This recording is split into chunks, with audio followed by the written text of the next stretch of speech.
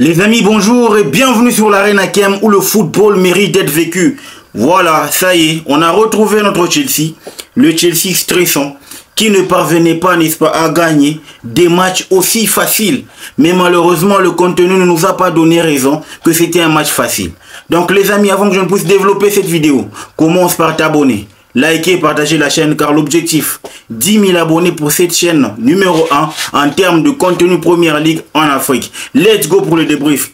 Les amis, il y avait Ipswich, Chelsea, un match en tout cas qui s'avérait facile parce que normalement on s'est dit que Ipswich n'avait jamais remporté un match à domicile. C'était parmi les pires équipes à domicile durant cette saison de Première Ligue. Mais malheureusement, il faut toujours croiser Chelsea pour pouvoir battre le record. Et bien ça s'est fait. Ipswich a battu Chelsea et on s'est rendu compte que ils sont repartis à la maison avec les 3 points. Moi, ce qui me choque, c'est que à partir de la première minute, on a senti que Ipswich avait trouvé la formule magique pour contrecarrer tous les plans de cette équipe de Chelsea. Oui, parce qu'on l'a vu, que Ipswich a mis l'intensité, la force, le physique nécessaire pour, n'est-ce pas, mettre mal à l'aise nos défenseurs, notre milieu, et ça paye cash.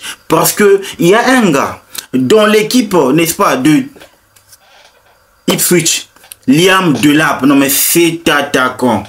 Quelle énergie! Il a traumatisé la défense, il a traumatisé en tout cas Tosin Adarabioyo ainsi que Levi Colville parce que ces derniers n'étaient même pas dans le match. On a tellement forcé les choses, et on s'est vraiment mis en difficulté tout seul. Là où ça choque, c'est que en analysant l'équipe tout entière, on se rend compte que cette équipe de Chelsea n'a pas de deuxième stratégie. On se rend compte que à partir du moment où on va jouer une équipe qui est tellement bien compacte, qui impose son rythme et qui bouche les espaces, c'est officiel. Et Enzo Maresca et l'équipe de Chelsea, qui est dirigée par lui-même, n'a en tout cas aucune solution pour contrecarrer ou encore trouver ne fût-ce qu'une deuxième stratégie pour venir à bout de son adversaire. Ce que moi j'ai vu, c'est... Pourquoi je dis ça? Parce que je me suis basé sur la rencontre face à Everton, face à Fulham, face à Ipswich. À partir du moment où les 3 équipes ont trouvé la formule magique, ça veut dire ils ont bouché. Ils n'ont pas permis à ce que Chelsea ait des espaces pour exploiter, parce que c'est la qualité première de l'équipe de Chelsea, avoir des espaces pour faire mal à l'adversaire. Et à partir du moment où votre milieu est bouché, parce que oui, Ipswich ne défend pas bien. Ipswich parvient juste à colmater les brèches. Et c'est ce qui rend, en tout cas, qui a rendu la tâche difficile à cette équipe de Chelsea. Les amis, qu'est-ce qu'on veut?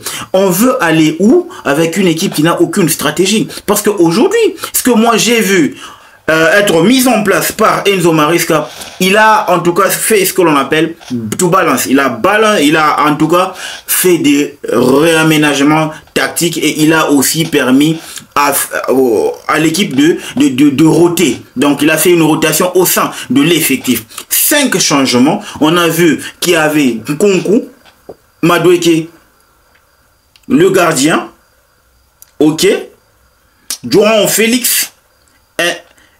Donc en gros on a compris qu'il voulait donner la chance à tout le monde et permettre à ce que les autres qui n'ont pas en tout cas un temps de jeu conséquent en Première Ligue puissent bénéficier et aussi prouver à la face des fans que ils méritent leur place. João Félix, je l'ai trouvé en tout cas un tantinet nonchalant, laxiste dans ses prises de décision, dans ses prises de balles. Parce que j'ai eu la sensation, il m'a donné la sensation qu'il ne s'impliquait pas tellement très fort dans le game. Parce qu'à partir du moment où il touchait la balle, il avait l'impression de jouer avec des gamins. Moi, il m'a donné l'impression qu'il jouait avec des gamins. Pourtant, tu joues Ipswich, une équipe qui te joue à l'anglaise et qui ne pardonne pas. Déjà que leur métronome, William Delap, c'est vraiment le prototype parfait de leur jeu à l'anglaise.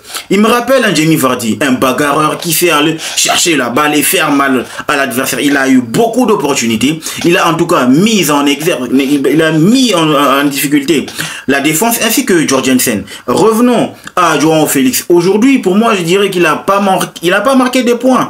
Normalement, il aurait dû s'impliquer. Oui, c'est vrai, il marque un but, mais pour refuser pour hors-jeu.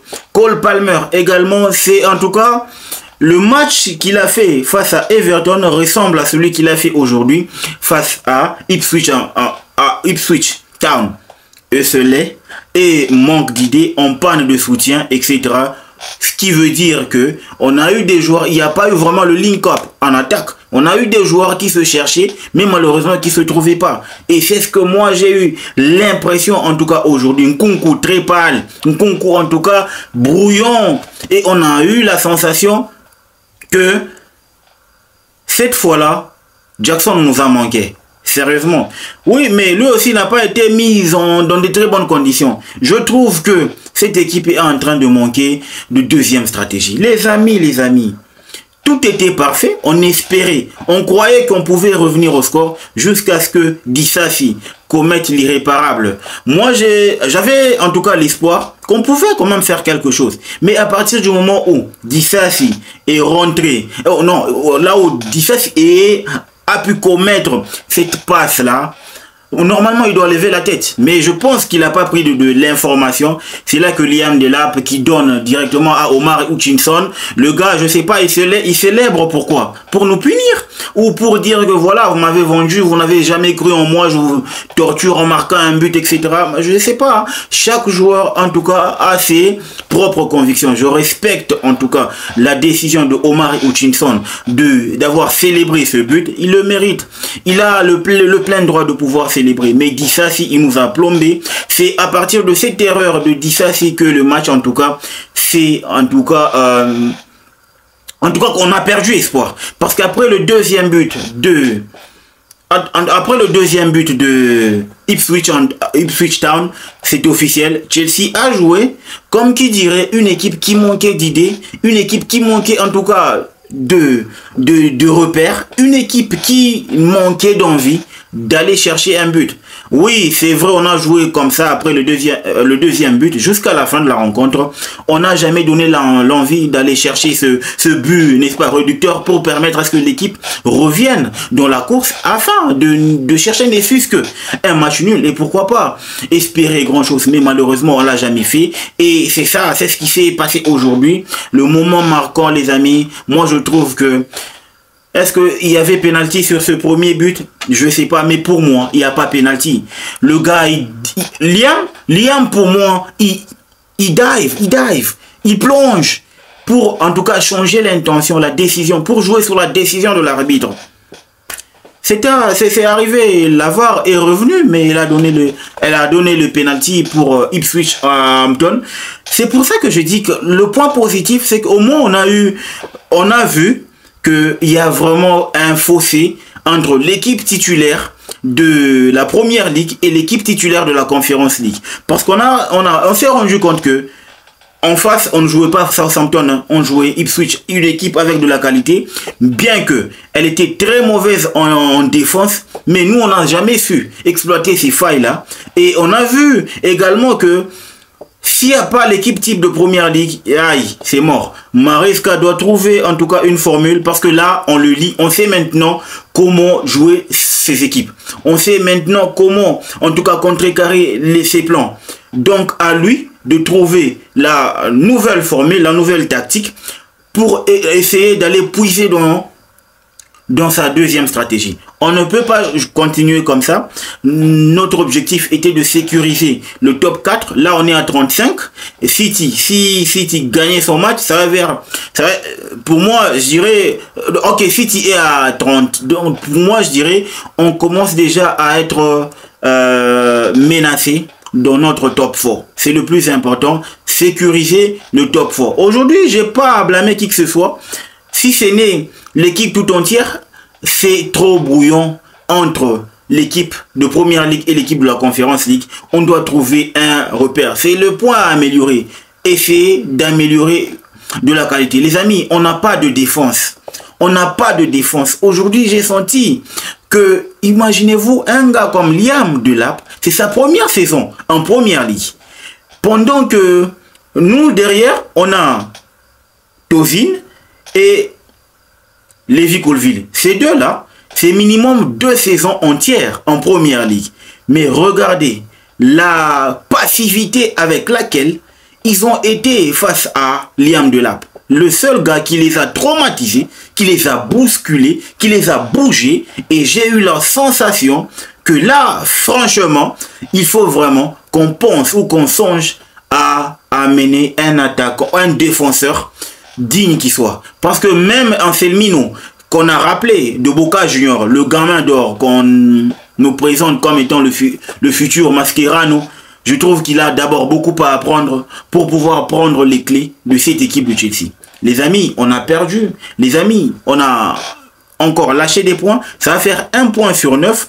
On avait la sensation qu'on avait, n'est-ce pas, un calendrier aussi facile qu'il soit, jusque du moins le 25 face à Manchester City. Mais malheureusement, on avait tort. La lune de miel, elle est finie. Retour à la réalité. Parce que la réalité, c'est que le Chelsea, en panne d'idées, en panne de mental, et de retour. Moi, je vois qu'on a une ossature avec de la qualité, mais il manque le mental qui soit. Peut-être que les gars sont incapables de gérer cette mauvaise période qu'on est en train de traverser. C'est là qu'on va voir maintenant. Les amis, dites-moi ce que vous en pensez en commentaire. N'oubliez pas de vous abonner et de liker et de partager la chaîne. Le football mérite d'être vécu. Ciao.